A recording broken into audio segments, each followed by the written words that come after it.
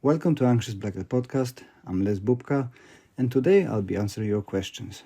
First thing, thank you very much for all those questions. Much appreciated for your support. I will try to answer them as best as I can. I don't have answers for every question you've asked because there are some tremendous questions asking really important stuff that is a little beyond of my knowledge. It's specifically the historical ones. I can refer you to books, and I will, while I'm answering the question, I will try to reference books and authors that might have or have much bigger insight to the history of karate than I have. I'm not that super interested in the historical aspect, but I've got quite a few books on the subject, so I will do my best to answer it. There's a health questions, there's technical questions, there are opinion questions, so I will do my best to answer all of those. Now, it's quite a few questions, so it might be a two-part podcast, so 2 episodes, but we'll see how it goes, and let's crack on with it.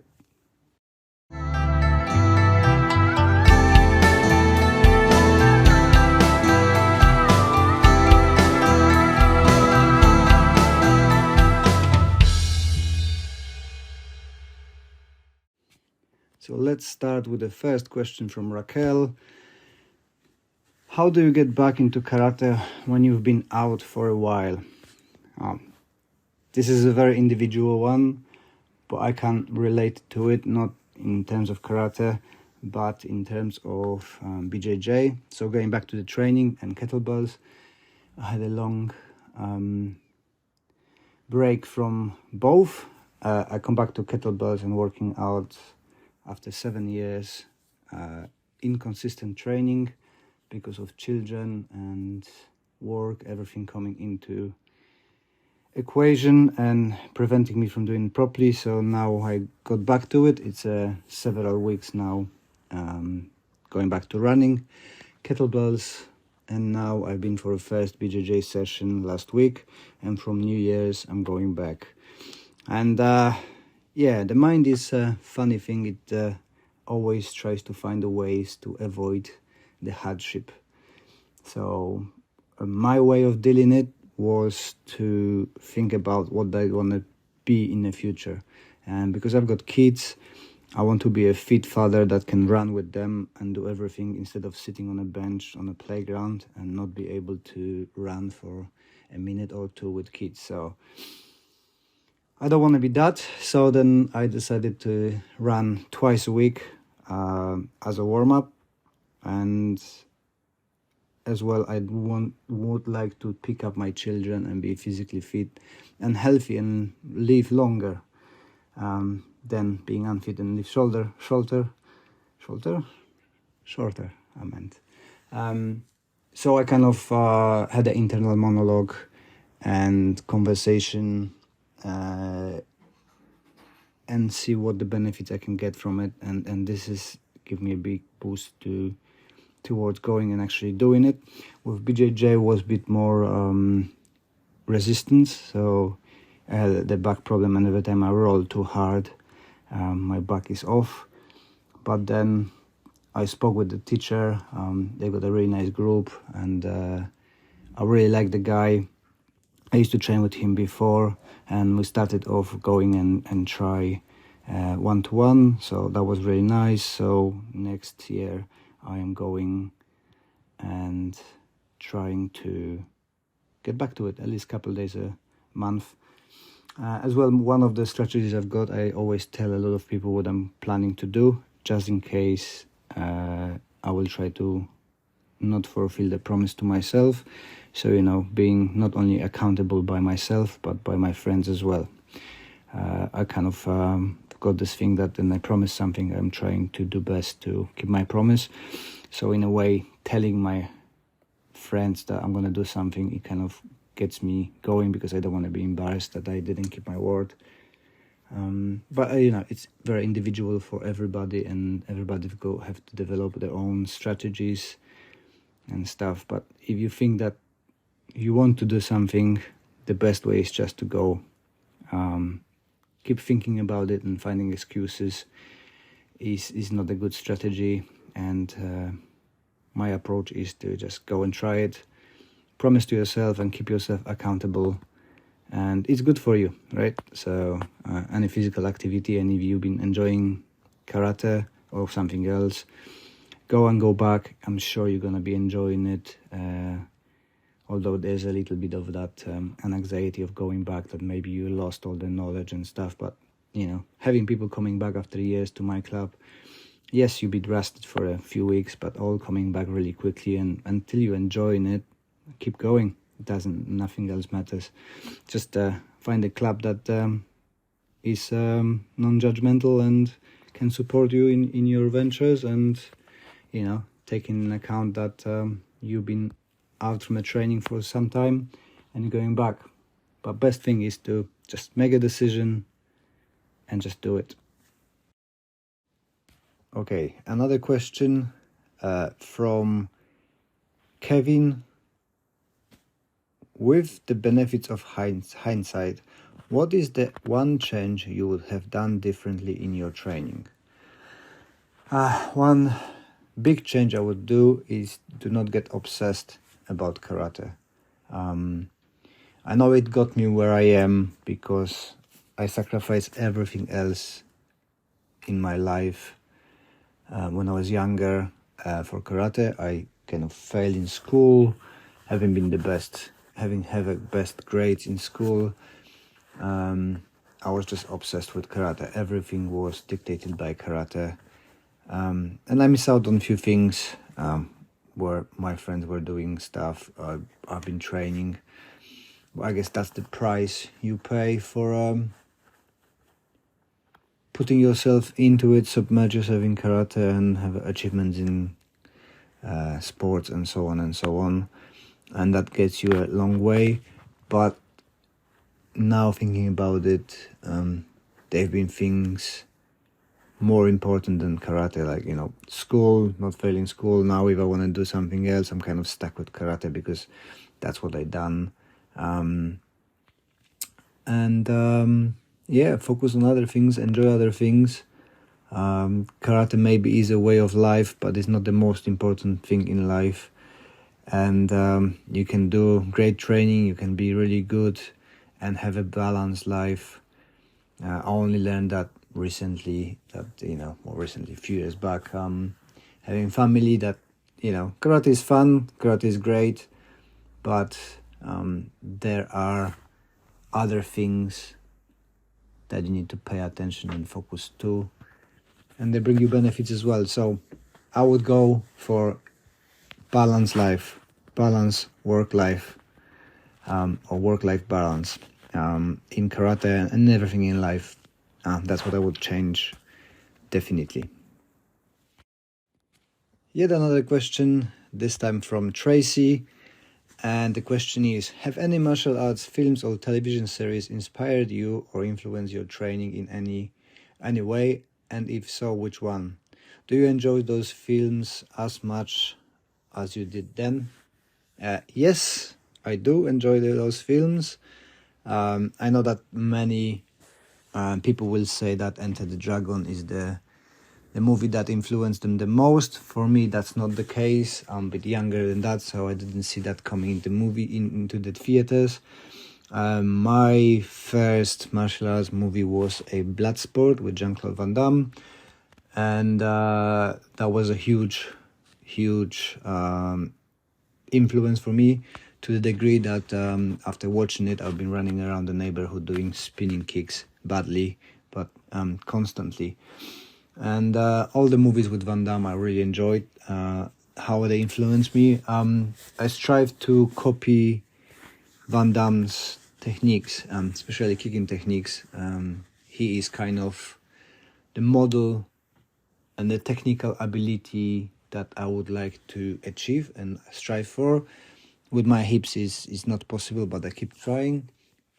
And it's just, I know it's a copy of the Enter the Dragon and Bruce Lee movies, but that's what I was exposed first. I was lucky enough to have a friend in a VHS rental shop, so anytime the movie with Van Damme come out, I would have it kind of priority to watch it and see it, although a bit underage at that time. But yeah, I really enjoyed how Van Damme moves, how Van Damme looks. You know, he was a bodybuilder competitor, so I always wanted to look a bit like him and be a bit more beefed up. Did not happen. Flexibility wise, did not happen either. But you know, striving for it, and his technique and abilities are most pleasing to my eye. And all the movies were enjoyable as well at the time. Now when I watch it, take it with a grain of salt, and you know what it is, and you enjoying it watching, and it's like nostalgic, right? Feeling. So movies are silly, unrealistic, but sequences I like, enjoy the fight sequences, and still, you know, they stand up test of time, and the way they move and they are choreographed are on a decent level. I enjoy watching those old movies where the camera doesn't follow the actor and it doesn't have a quick changes. The new movies with the quick camera changes and cuts through the scene make my eyes go funny and cause me a headache. The old movies where the camera is fixed and you can see all the long chains of moves in one shot are the ones which I enjoy the most. And the way they film, I just enjoy them. So impact on me. I wanted to be technically as Van Damme, looking like Van Damme. Still working on it. Maybe one day I can do the splits, but I doubt that's gonna happen. But yeah, Van Damme movies. Question from Charlie. What got you into karate? What got me into karate? My friend. So first I joined karate when I was about 12, 13 maybe, because most of my friends went. Unfortunately, I had the accident, so I was there only for 6 months. Then the things with my anxiety rolled over, so I didn't want to participate in anything. And one of my friends, Peter, if you're listening, thank you very much for taking me, convinced me that I should go and try karate after watching the blood sport and me jumping around the neighborhood doing badly spinning kicks. Peter was already training karate with my first sensei, or my second sensei, but the first real sensei, if that makes sense. And he dragged me to the class. I really enjoyed it and got hooked on. And I suppose the freedom of being whoever I can be and having a mental break for the hour and a half during the training got me stayed in a dojo, had a break from all the anxiety and overthinking and fear of being judged. And during the training and physical hard exercise, my mind could relax and I could be who I wanted to be without being judged. And just based on the performance, people accept me. If you gave your best, people were very happy with you. If you slack around, people will let you know that you need to be better. But the physical tiredness gave me a mental break, and that hooked me on, and rest is the history. And having the outlet, mental outlet, made me stay in karate and discover all the other benefits. So we got another question, this time from Danny, and Danny asks, how does stress affect our training? Well, we know that the stress impacts our training negatively, and it can both impact it mentally and physically. So mentally, it may hinder focus and concentration, affecting technique, cause panic attacks, fearfulness, irritable bowel syndrome that goes into the physical effects. Physically, stress can lead to muscle tension, reduced flexibility, which impacting performance and increasing the risk of injury. So it is very important for people to try to relax before training, and that's why we've got the meditation before, so people can take the mind away from all the negative things happening in their life. It might be a problems at work, problems at home, internet trolling, or whatever happens. But if you're focusing on this stuff, you cannot focus on doing a training, and in that way you might be danger to yourself and to other people as well, because if you're lacking of that attention or you're very stiff, things can happen. So yeah, they can injure somebody or injure yourself. So the best way is to just kind of keep relaxed. I know it's easier said than done, but having a good sleep helps. Having a good routine, good food. Personally, I like to have a cold shower in the morning. That kind of reduces that anxiety, and it gives me a dopamine levels. I also started using Magic Mind, which allows me to sleep better. It's not heavy on caffeine, so you can take it in the afternoon without worrying about not being able to fall asleep at night. It also reduces my stress and anxiety, and it because Magic Mind helps me get more things done, but it's also because it contains compound called L-theanine that naturally reduces your body stress levels. And now it's available in shops. It's Sprouts Farmers Market. I think that's in United States. I'm not sure if that's in UK, but if you're there, you can grab yourself a pack and test it. You can also get the subscription from www.magicmind.com/anxiousbb. That will give you over 50% of a discount for a subscription. And if you would like to have a 20% off from your first order, you can use my code anxiousbb20, and that's gonna give you 20% off the first order and help you sleep better, reduce your anxiety, improve your mind. It's like a focus shot. I do use it daily, and I feel much better. It helps with going through the day and having more things done, more relaxed, better sleep at night. So all around good stuff. And the anxiety and stress, it's kind of part of the life, so we need to learn how to deal with it and try our best to reduce it. I found as well that meditation helps a lot. You can do it like 2 minutes a day. Just sit down. You call it meditation, you call it mindfulness, whatever you want. You sit down, you relax, you think about the moment or about things, positive things, and it reduces that stress. And then also believing in yourself is it was a big game changer for me.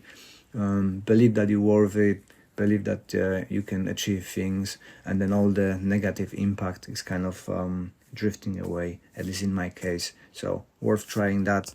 I hope that helps, and you can be less stressed on it. So we got a question from Nick, and Nick asks a very detailed question about a history, which that's not my strongest point. There are much better people explaining the history, so I've written this one down.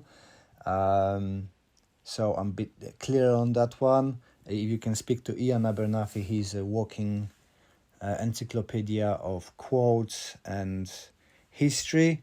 My mind doesn't work like that. I'm not that good, so I'm gonna do a written answer or scripted answer, and I give you a few names of the people who I recommend reading their books, and that's gonna be in depth. So the question is, do we know whether the nuanced application of kata was taught alongside the original Chinese forms? Specifically, Do we have any accounts of the process by which the forms were taught to by Okinawans? So, the historical origins and transmissions of martial arts forms, including kata, are often shrouded in a mix of legends, traditions, and limited historical documentation. Regarding the nuanced application of the kata and the process by which these forms were taught by the Okinawans, there isn't a comprehensive historical record. What is known is that Okinawa, being a key hub for a trade and cultural exchange, had exposure to various Chinese martial arts. Some theories suggest that certain martial arts principles and forms were introduced to Okinawa from China. However, the adaptation and development of these forms into what is known as Okinawan kata likely involve a degree of modification and integration of local techniques. Kata in martial arts is often considered a form of moving meditation that encapsulates various techniques, principles, and application. The nuanced application of kata likely evolved through a combination of individual interpretation, guidance from experienced practitioners, and practical application in self-defense scenarios. While historical records might be scarce, oral traditions, anecdotes, and writings from martial artists offer insight into the transition of kata.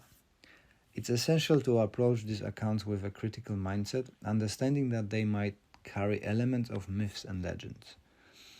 The specific details of how nuanced applications of kata were taught alongside original Chinese forms to the Okinawan remains uncertain due to limited historical documentation.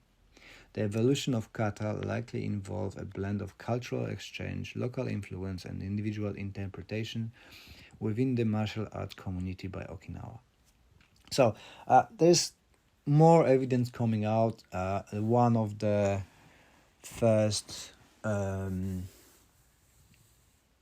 of accounts of it is the Bubishi. There's a good translation by Patrick McCarthy sensei, although there is some questions about the origin of Bubishi, and it looks like it was manufactured for a need of have a historical references for Okinawans. Ian have a great talk about it, so if you want to talk to Ian, he's gonna be able to answer it more. Dr. James Hatch is a historian. He featured a few times in my podcast, and we talk about kind of all things historical. I think I'm gonna have him soon again, so I'm gonna ask this question as well. So he's gonna be answering in depth on it. But books to recommend to read are Chris Wilder's work, especially The Way of the Kata. It's a really good book about deciphering the applications. There are books from a Mark Bishop, so Okinawan Te Revealed. There is as well a book by Christopher M. Clark, Rambling from a 10-Foot Square Hut, which is a really, really good book, one of my favorites. And you've got a ton of work from Andreas Quast, for example, A Stroll Along Ryukyu Martial Arts History.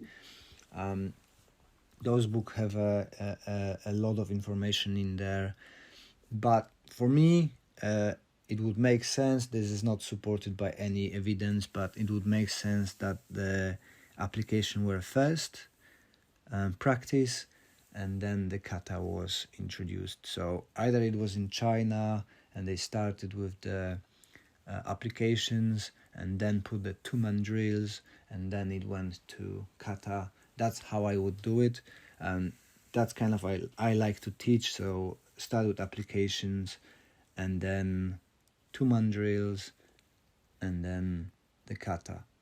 I'm not sure if that answered your question, Nick, but this is the best what I can do. I've got a very limited knowledge on this one, so I think it is better to say I don't know than pretend that I am all knowledgeable and stuff. So I hope this helps, and if you want the books, I've got the books. You can buy them on Amazon as well. Happy to lend you to read, because Nick is from my club. So Thank you very much for the question. Question from Mike. Are you a fan of karate combat? Have you seen any events? Mike, yes, I've seen events.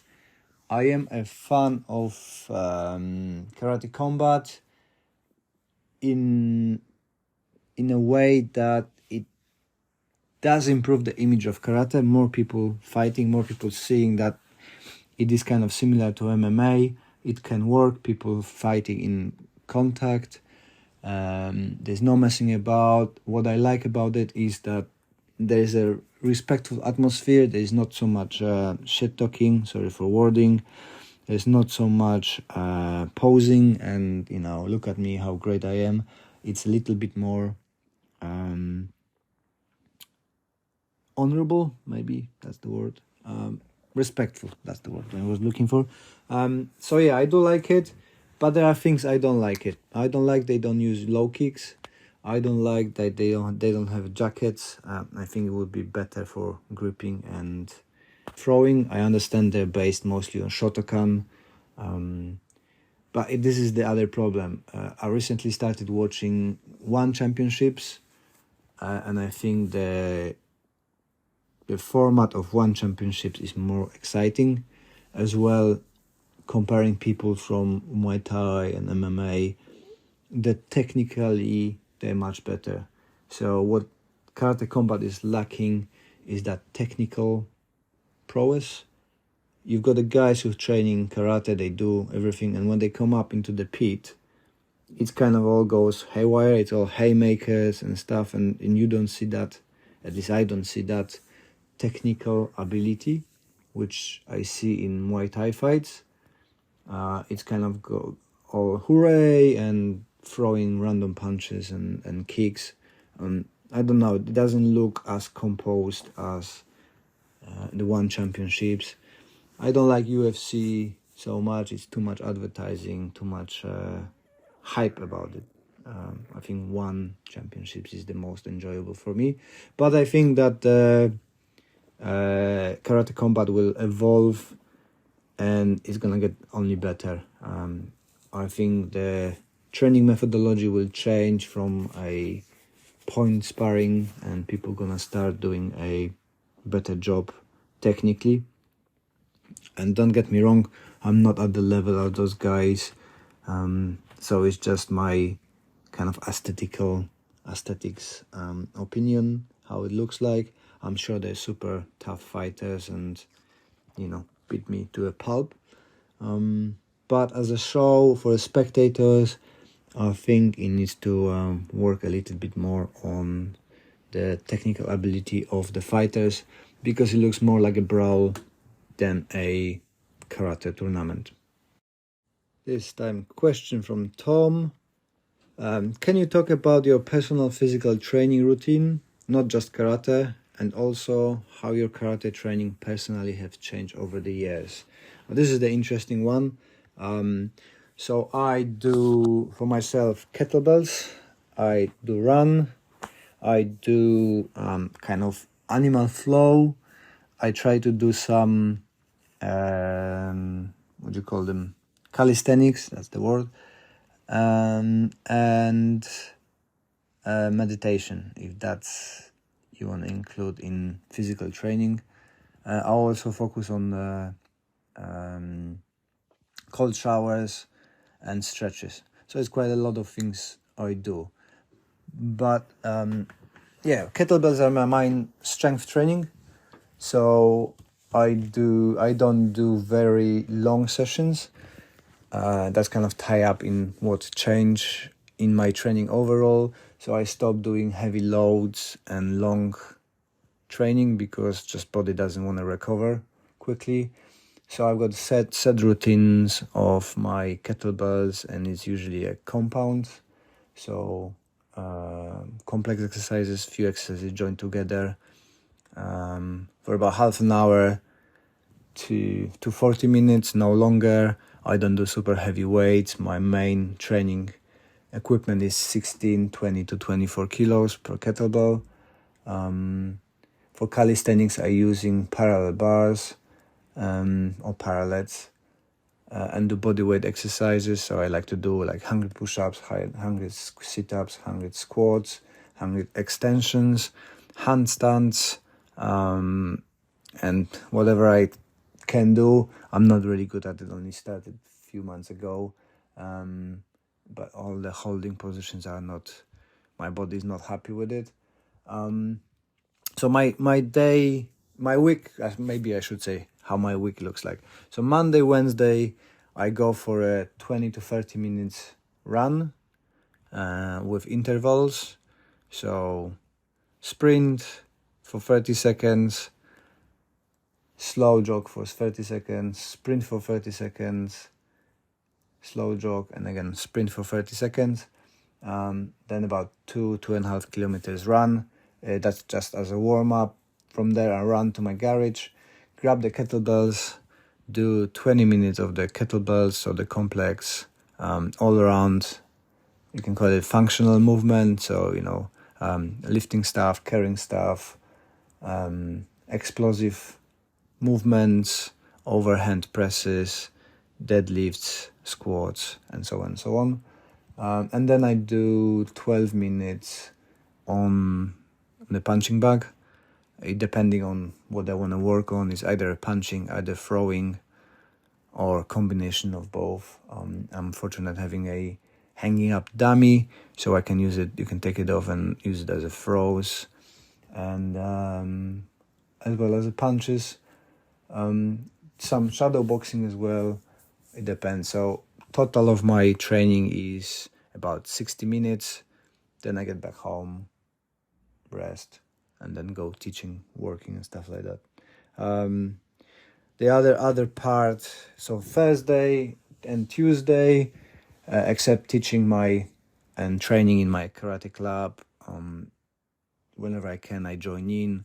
But being an instructor, you need to keep an eye on people, so I don't put so much effort as I wish, as I could if I had more instructors. But then I do the animal flow and a kind of yoga stretches for about an hour. So animal flow is a bodyweight exercises. You're going through the positions and bend your body in different ways. Give yourself a workout. Plus, I finish that with the stretches. And on Fridays, I do meditation in motion. So we're doing a karate kata, but really, really slowly with the mindset. And wherever I teach, I need to show, so the shadow boxing and stuff like that. So that's kind of pretty much my week. Plus running behind kids on the playgrounds and stuff like that. Trying to keep up with them because they have unlimited resource of energy, which I don't have anymore. And to keep my body recovered, I do these 40 grams of proteins every morning, do cold showers, using Magic Mind, productivity shot. I take BPC 157 for a recovery, multivitamins, hydration, pills into the water. And what else do I do? And I take magnesium and stuff like that, just to help the recovery. And I can really see the difference for the last couple of months. That actually really, really helps quickly to recover, and recover in kind of mindset as well. It's just faster. The Magic Mind works for relaxation and kind of thought clarity. The second part of your question, how my training changed over the years? So I'm not going anymore that crazy. I used to be, I started training in 80s in Poland, so the methodology was from 70s. Sorry, 80s? I was born in 80s. In 90s, but the methodology was still kind of lacking behind the rest of the world. So we had the super hard trainings, thousands of kicks, thousands of push-ups. So warm-up was 45 minutes. Then you had an hour and a half training, so 2.5 hours training. And that was every day. And, when you're young, it's okay. You can push it. You can do it. But nowadays, I would just die. Plus, lots of injuries, overuse. I'm kind of fortunate. My knees are not that shattered as my friends. I don't need the hip replacements yet, because I never could kick high. But, all the other people suffering with those things because it's just overtraining, was constant overtraining. More is better. More. Now I learned hard way that that's not true. Do the decent training, have a good recovery, and don't do stupid things. If you've got the injury, don't work through it, rest. Karate is not the most important thing in the world. You can do different way. Plus, we're doing focusing on lots of different areas.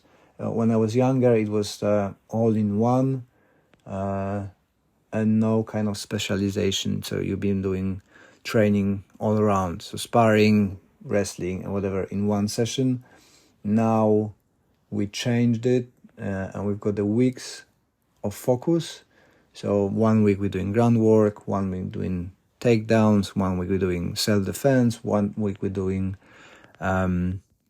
stand-up sporting techniques and combinations, and 1 week we do like compound, so we're putting everything together so people can transition between the sections in fluidity, and we obviously sparring on every session. That's what was missing in our training. We used to have a special session for sparring, so once every week or once every 2 weeks, although that was a 5 days a week training in Poland. We had the sparring sessions and everybody was going full on and getting injuries. Now we go doing half an hour of sparring, light sparring in every session, and it brings better effects. People are more all-rounded, less afraid, less injuries. And one big change as well is that we stop doing hardcore training sparrings. So we used to spar like full contact, you need to get used to it, we punch, and it needs to be hard, you need to be tough. Now we change it to super light sparring. If they don't pay you millions, there is no reason to be punched in the head and have a trauma. So this is as well a big change. We working on a lot of control and doing a light contact, but it's a continuous sparring, so it's not the point sparring, it's still continuous sparring like in a full contact or kickboxing and stuff like that. And we do low kicks, throws, takedowns, groundwork, all around. So yeah, major changes. Don't train crazy, let yourself recover, and don't do trauma to your head. It's not worth it. Hope that answered your question. Now we got a question from Charlie. What makes karate special, unique from other martial arts? For me, I don't know, it's something in the heart, maybe because I started at karate. Karate is always at heart. I tried different things, but always coming back to karate. Why is it unique? I think because you can you can continue training forever. You can see in the combat sports like wrestling, boxing, Muay Thai, you don't see many 80, 90, 100-year-olds still practicing. You go through your career, you achieve whatever you could achieve, then you can become a coach, and that's kind of it. In karate, uniquely, you can be a student for as long as you want.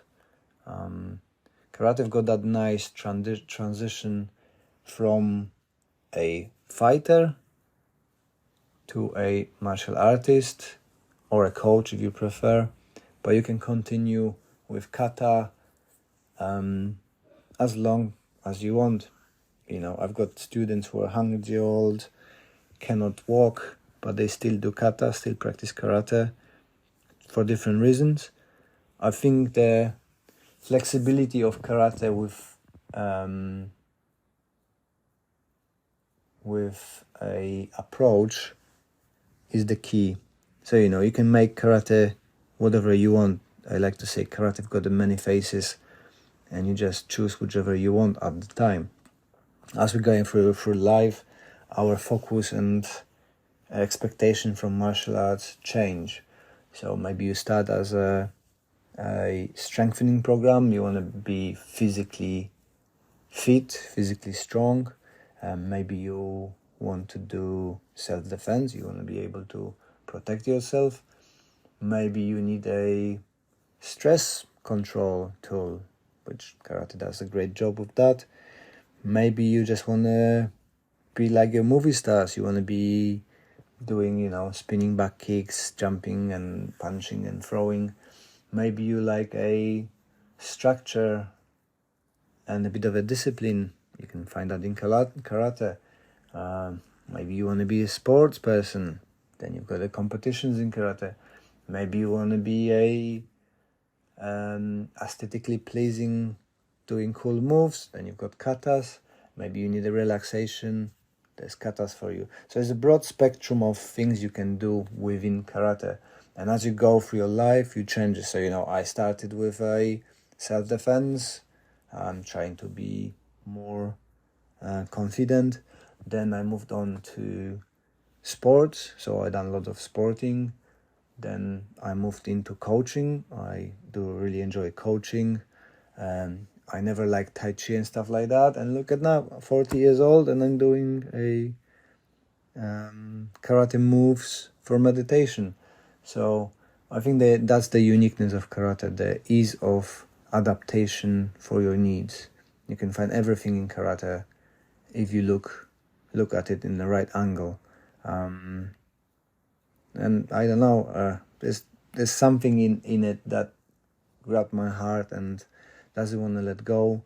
Like I said, I tried many things, but I always coming back to karate. It's got something special, but really difficult to define.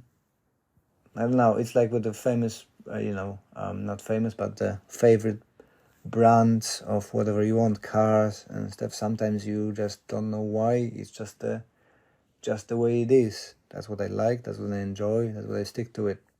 And I suppose as well the one of the keys is versatility of karate if you put the effort to make it work. There's lots of people around doing just the snippets of karate, focusing on one thing, but I think it's an all-around system, and if you put the effort into it, it does work very well. I don't know if that helps, but this is my thoughts on it. And thank you very much for your question, Charlie. Thank you very much for listening. I hope the answers are not disappointing. This is the first part. We're going to do a second part just after Christmas, because there's just too many questions. I like to keep the podcast of half an hour maximum, so it's nice and easy to listen and digestible. Hope the answers to the question was satisfactory. I would like to take the opportunity to wish you Merry Christmas. Hope you're going to have a fantastic time with the families, friends, loved ones, and that festive time will be a superb time for you. And I will be talking to you just after Christmas with a part 2 of Q&A. I guess we can call it a New Year's Q&A. Thank you very much.